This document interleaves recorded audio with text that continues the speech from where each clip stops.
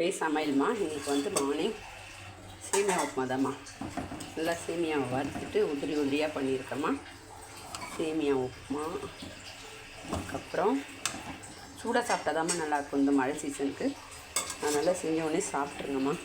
சேமியா உப்புமா தொட்டுக்கிறது வந்து தேங்காய் சட்னி தான்மா தாளித்து வச்சுருக்கேன். அதுக்கப்புறம் மதியம் லஞ்ச் வந்து சுட சுட சாதம்.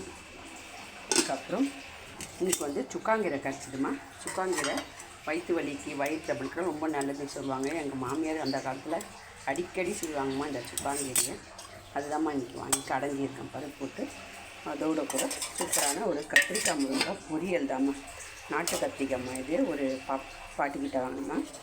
அந்த நாட்டு கத்திரிக்காய் பொரியல், அதோடு கூட சுட சுட ரசம், தக்காளி ரசம். அவ்வளோதாம்மா இன்றைக்கி எங்கள் வீட்டு சிம்பிளானவும் அதே சமயம் ஆரோக்கியமான சமையல் தான். இந்த சமையல் பிடிச்சவங்க அப்படியே சப்ஸ்கிரைப் பண்ணிக்கோங்க.